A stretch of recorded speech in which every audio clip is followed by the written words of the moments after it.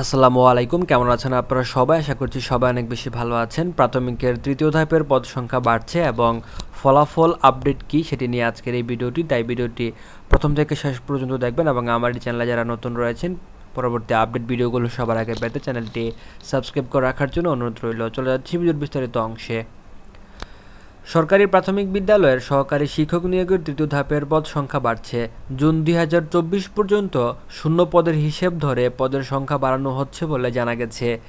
এ বিষয়ে প্রাথমিক ও গণশিক্ষা মন্ত্রণালয়ের সচিব ফরিদ আহমদ দাডেলি ক্যাম্পাসকে বলেন, আমরা মে ২০২৪ পর্যন্ত শূন্য পদের হিসেব ধরে নিয়োগ দিতে চেয়েছিলাম, তবে ফল প্রকাশে বিলম্ব হওয়ায় জুন ২০২৪ পর্যন্ত পদের সংখ্যা হিসেব করা হচ্ছে, ফলে পদের সংখ্যা বাড়বে।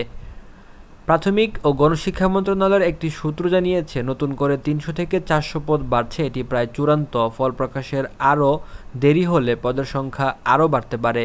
বিষয়টি নির্ভর করছে কতদিনের মধ্যে ফল প্রকাশ করা হবে সেটির উপর। জানা গেছে, সরকারি প্রাথমিক বিদ্যালয়ে সহকারী শিক্ষক নিয়োগের তৃতীয় ধাপের ফল প্রকাশ নিয়ে দুই ধরনের জটিলতা তৈরি হয়েছে। এ বিষয়ে সংশ্লিষ্ট মন্ত্রণালয়ের মতামত চাওয়া হয়েছে। মতামত পাওয়ার পর এই ধাপের চূড়ান্ত ফল প্রকাশ করা হবে।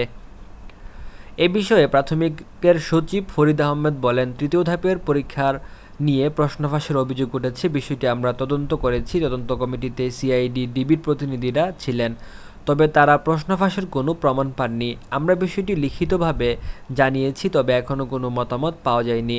এটি না পাওয়া পর্যন্ত ফল প্রকাশ করা যাবে না।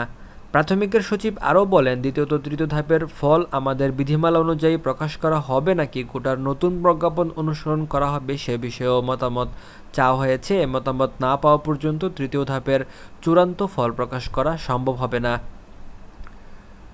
জানা গেছে, তৃতীয় ধাপে ঢাকা ও চট্টগ্রাম বিভাগের ২১টি জেলার পরীক্ষা হয়েছে। লিখিত পরীক্ষার সংশোধিত ফল গত ২২শে এপ্রিল প্রকাশিত হয়। এতে ৪৬,১৯৯ জন প্রার্থীকে মৌখিক পরীক্ষার জন্য নির্বাচিত করা হয়।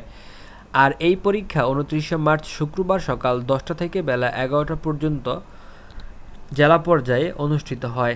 ২০২৩ সালের ১৪ই জুন এই নিয়োগ বিজ্ঞপ্তি প্রকাশ করা হয়। গত ২৯শে মার্চ এই দুই বিভাগের লিখিত পরীক্ষা অনুষ্ঠিত হয়। সরকারি প্রাথমিক বিদ্যালয়ের সহকারী শিক্ষক পদে তৃতীয় ধাপে ঢাকা ও চট্টগ্রাম বিভাগের লিখিত এমসিকিউ পরীক্ষার ফল গত ২১শে এপ্রিল প্রকাশ করা হয়। সরকারি প্রাথমিক বিদ্যালয়ে সহকারী শিক্ষক নিয়োগ পরীক্ষার তৃতীয় ধাপের ৩টি পার্বত্য জেলা ছাড়া ঢাকা ও চট্টগ্রাম বিভাগের ২১টি জেলায় লিখিত পরীক্ষার সংশোধিত ফল পরের দিন প্রকাশ করা হয়। প্রাথমিকের তৃতীয় ধাপের পদসংখ্যা বাড়ছে।